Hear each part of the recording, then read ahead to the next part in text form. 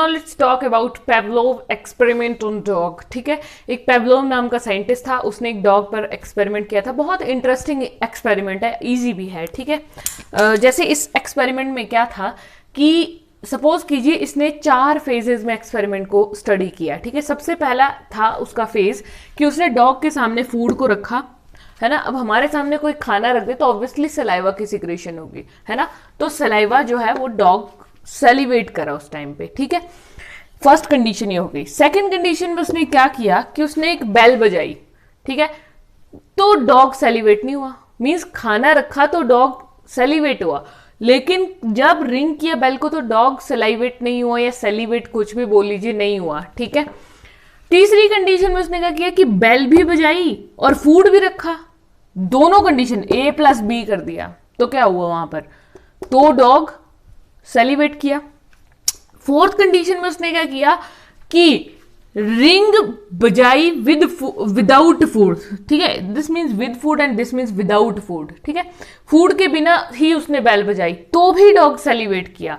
अब ऐसा क्यों हुआ, क्योंकि देखिए वो क्या करता था, इसको मैं अगर आपको सिंपल लैंग्वेज में समझाऊं कि जैसे एक साइंटिस्ट है पेवलोव नाम का, उसने डॉग में स्टडी किया।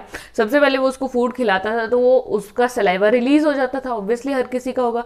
लेकिन उसने क्या किया, फिर थोड़े दिन बाद उसने रिंग किया बेल को सेम टाइम पे। इसमें टाइम बहुत मैटर करेगा। अगर वो बेल को ना, जैसे सपोज करो डॉग का लंच टाइम है 12 से 1 बजे के बीच उसने देना है। ठीक है, तो एक फिक्स टाइम पे उसने बेल बजाई। ठीक है, एक तो कि नॉर्मल बेल बजाई पहली बार, तो पहली बार तो डॉग सेलिब्रेट नहीं करेगा। अब उसने क्या किया, बेल बजाई और साथ ही साथ वो फूड भी लेके गया। ठीक है, अब रोज उसी टाइम पर पेवलोव ने बेल बजाना शुरू किया। ठीक है, फूड के साथ कुछ दिन के लिए, तो डॉग सेलिब्रेट होने लगा।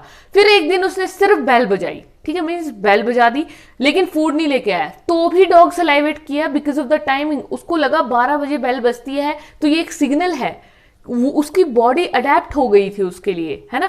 तो उसने वो सलाइवेट सोच के नहीं किया, अगर सोच के करना होता तो वो फूड देखता। सिर्फ बेल बजने पर उसने सलाइवेट किया बिकॉज वो हमारा रिफ्लेक्स था, कॉन्शियसनेस थी उसमें कि 12 बजे घंटी बजी, दैट मीन्स फूड आने वाला है मेरे लिए।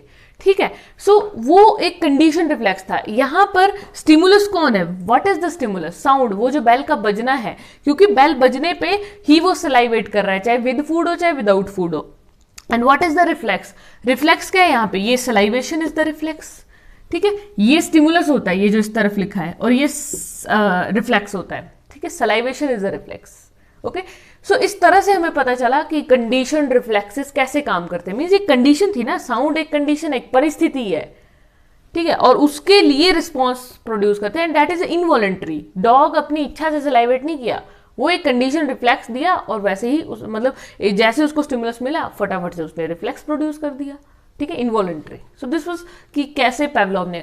Now let's talk about some common reflexes जो कि ह्यूमंस में पाए जाते हैं। ठीक है, means voluntary as well as involuntary reflexes की इनवॉलंटरी रिफ्लेक्सेस के 2 टाइप की बात करते हैं, दैट इज कंडीशनड और नेचुरल रिफ्लेक्सेस, जो हमारे अंदर होते हैं, ह्यूमंस में जो होते हैं, प्रैक्टिकली थोड़ा आते हैं बात पर। ठीक है, सो नेचुरल मीन्स इनबॉर्न, जो कि बचपन से हैं, जिनके लिए कोई एक्सपीरियंस नहीं है। कंडीशन का मतलब क्या होता है, जिनके लिए प्रीवियस एक्सपीरियंस की जरूरत है। Okay, so let's have some example. First of all let's talk about natural, जैसे कि नी जर्क। नी जर्क का मतलब क्या होता है, नी जर्क का मतलब होता है जैसे कई बार हम एक टांग के ऊपर दूसरी टांग रखकर बैठते हैं। ठीक है, तो टांगे थोड़ा सा अकड़ जाती हैं, है ना, जकड़ाहट महसूस होती है, तो हम थोड़ा सा टांग को शेक करते हैं आगे की तरफ, नेचुरल एक्शन है, उसको हम कहते हैं नी जर्क। ठीक है, next closing eyelids, that is also natural action, है ना। हम अपनी ये जो आईलिड्स है उनको क्लोज करते हैं। ठीक है, तो जैसे सपोज कीजिए कोई चीज आपके सामने आ रही है जो आपकी आंख में एंटर करने वाली dust particle something, you will close your eyes,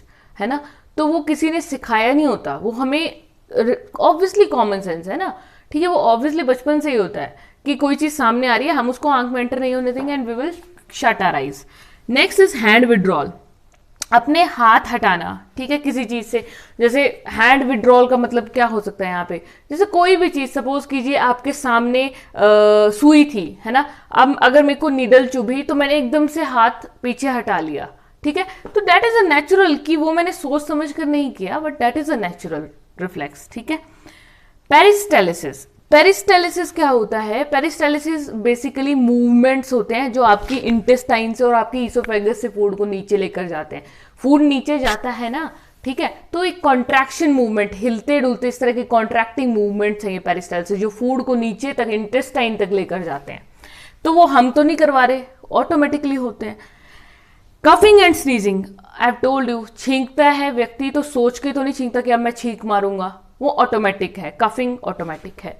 वैसे ही हमारे अंदर कौन से कंडीशन रिफ्लेक्सेस हैं, तो बात करें, जैसे कंडीशन होता है कि एक प्रीवियस एक्सपीरियंस होता है जिनके लिए, और फिर वो खुद ही होने लगते हैं, हम सोच के नहीं करते, फिर उनको वो ऑटोमेटिकली होते हैं। जैसे नोट कीजिए, अगर स्टूडेंट टीचर क्लास है, मतलब एक है ना, और आपको एक चीज एक बार इसका एक्सपीरियंस हो गया कि टीचर ने क्लास में आना है तो खड़े होना है, फिर आप ना चाहते हुए भी खड़े हो जाते हैं ऑटोमेटिकली। जैसे टीचर दिखा, अब आप सोचते नहीं है उस टाइम कि आपको खड़े होना है ना, क्लास में टीचर एंटर करेगा, दैट इज अ नेचुरल कि you will stand up, okay, means experience था उसके लिए पहले। Next is playing musical instruments. एक बार अगर आपको म्यूजिकल इंस्ट्रूमेंट्स बजाने आ गए है ना, तो जैसे उसमें म्यूजिकल इंस्ट्रूमेंट्स में भी कीज होती हैं, कीबोर्ड्स, पियानो, गिटार, वो खुद बजते हैं। जैसे गिटार है, आप उसकी वायर्स को नहीं सोच कर नहीं हिलाओगे, एक बार आपको एक्सपोजर हो गए देन ऑटोमेटिकली, तो एक रिफ्लेक्सेस तैयार हो गए, कंडीशन थी, एक्सपीरियंस हुआ, तैयार हो गए रिफ्लेक्सेस। सिमिलरली कीबोर्ड की कीज, एक बार शुरू में थोड़ी दिक्कत होती है, जैसे जैसे नया एक्सपीरियंस होता है, टाइम के साथ साथ हैबिट, फटाफट कीज बहुत ही फास्ट चलाते हैं कई लोग तो कीबोर्ड, है ना, सो वो भी सोच के तो नहीं चलाते, ऑटोमेटिकली हमारे हाथ चलते हैं कीबोर्ड पे। Similarly hand signal right side से देते हैं, मीन जैसे गाड़ी में या स्कूटी में यूजुअली कोई बैठा है तो यूजुअली हम राइट हैंड यूज करते हैं गाड़ी में, है ना, नोट किया होगा ना, लेफ्ट को तो दिखेगा ही नहीं, तो वो हमें कॉमन सेंस है ना, एक एक्सपीरियंस था पहले कि राइट हैंड ही बाहर निकालना है, ठीक है। व्हीकल की ब्रेक्स, अब ये भी जैसे हमें पता है ना, एक बार किसी ने ब्रेक लगाना सिखा दिया, you know that how to put the brake on, okay, जैसे ही सामने से व्हीकल आया या कोई बंदा है या कोई रोड क्रॉस कर रहा है, then obviously you will apply brake, लेकिन उस टाइम आप सोचोगे नहीं, एक बार आपको गाड़ी आ गई, एक बार आपको स्कूटी चलाने आ गई, तो आपने सोचना थोड़ा है अब ये गाड़ी आएगी तो मैं ब्रेक मारूंगा, ऑटोमेटिकली नेचुरल एक्शन होगा, डेट आपके फीट खुद काम करेंगे और फटाफट से ब्रेक लग जाएगी, है ना, आप लगाओगे। सो इस तरह के कुछ ह्यूमंस में ये reflexes take place. So now let's talk about nervous pathways and reflexes as we have already discussed in detail. देखिए, नर्वस पाथवे क्या होता है कि जो रिफ्लेक्स आर्क बनता है ना, एक स्पाइनल कॉर्ड वाला जो हमने पढ़ा था, ठीक है, वही सारा इसमें प्रोसीजर होता है। रिफ्लेक्स आर्क इसमें फॉर्मेशन होता है जिसमें कि 3 तरह के न्यूरॉन्स इन्वॉल्व होते हैं, that is sensory, motor and association neurons, ठीक है। सेंसरी न्यूरॉन्स कौन से होते हैं? जो डोर्सल पार्ट में होते थे, और मोटर पार्ट पे वेंट्रल, और एसोसिएशन न्यूरॉन्स, ठीक है। और साथ ही साथ स्पाइनल कॉर्ड का जो डायग्राम था उसमें व्हाइट मैटर और ग्रे मैटर भी प्रेजेंट था, ठीक है। तो वही सारा सिनेरियो यहाँ पर टेक प्लेस करता है। सेंसरी न्यूरॉन्स क्या करेंगे? ये सिग्नल को कैरी करते हैं, जो आपका स्किन रिसेप्टर होता है वहां से ब्रेन तक लेकर जाते हैं। और मोटर क्या करेंगे? ये ब्रेन से सिग्नल को इफेक्टर तक लेकर आते हैं, ठीक है। एंड एसोसिएशन न्यूरॉन्स, इन दोनों के बीच का एसोसिएशन होते हैं, ठीक है। And basically it is a one sided pathway. ऐसा नहीं है कि पहले इम्पल्स ऊपर जाए, मतलब ये जो सारा ट्रांसफर हो रहा है ये ऊपर जाएगा एंड देन नीचे। No ups and downs or there is only one sided pathway. अगर ऊपर रिफ्लेक्स जाएगा तो ऊपर जाएगा, ठीक है। अगर मुझे सुई यहाँ पर चुभी, फिंगर में मुझे नीडल प्रिक हुई है, तो वो रिफ्लेक्स मेरी शोल्डर से होते होते यहाँ स्पाइनल कॉर्ड के टॉप पॉइंट तक जाएगा। That means only upward pathway it will follow, okay. फिर वो जो इम्पल्स आएगी तब जाके डाउनवर्ड पाथवे फॉलो होगा, that is a different thing, okay. So in this way reflex arc जो है वो नर्वस पाथवे को फॉलो करती है। सो now let's discuss about complex reflex reaction, ठीक है। कॉम्प्लेक्स रिफ्लेक्स रिएक्शन भी सेम सिंपल वाले की तरह ही है, जो हम नॉर्मल पाथवे पढ़ते आ रहे हैं कि कैसे रिफ्लेक्स एक्शन प्रोड्यूस होता है, सिमिलर पाथवे इसका वही है, ठीक है। तो पाथवे क्या होता है? As we have already studied it diagrammatically, so अब थोड़ा सा थ्योरेटिकल देख लिया जाए पॉइंट वाइज। स्टिमुलस होता है, जैसे सपोज कीजिए निडल प्रिक करी तो वहां पे निडल इज अ स्टिमुलस, ठीक है। रिसेप्टर आपके स्किन के सेल्स होंगे जो सिग्नल को रिसीव कर रहे हैं, पेन के स्टिमुलस को रिसीव कर रहे हैं, ठीक है। स्टिमुलस, फिर अब स्टिमुलस कहाँ पे एक्ट करता है? रिसेप्टर पे। रिसेप्टर किस पे एक्ट करेगा? ब्रेन पे, है ना। रिसेप्टर मींस सेंसरी न्यूरॉन से सिग्नल जाएगा, कहाँ जाएगा? ब्रेन से। अब सेंसरी जो वो सिग्नल को कैरी कर रहा है ब्रेन तक, अब ब्रेन क्या करेगा, इंपल्स देगा, electric wave of disturbance motor neuron के थ्रू देगा। मोटर न्यूरॉन से वो कहाँ जाएगी, इफेक्टर क्या होता है, इफेक्टर जिसपे इफेक्ट पड़ा है, जिस पे प्रभाव पड़ा है। तो यानी कि जिस मसल पे, जो अगर मेरे को फिंगर में पिन प्रिक हुई है तो मेरी फिंगर की मसल जो है वो इफेक्टर है, ठीक है। अब वहां पे ये जाएगा इम्पल्स और एकदम से रिस्पॉन्स प्रोड्यूस होगा। ये एक्चुअल में बहुत शॉर्ट पाथवे होता है, ठीक है। ये ऐसा नहीं है कि it is a very long and it is a very time consuming, ये जस्ट मिली सेकेंड का प्रोसेस है, इमीडिएट रिएक्शन होता है चोट लगने पर, ठीक है। ऐसे बैठे तो नहीं रहते हैं, तो इमीडिएट रिस्पॉन्स की प्रोडक्शन होती है इस पाथवे को फॉलो करते हुए, ठीक है।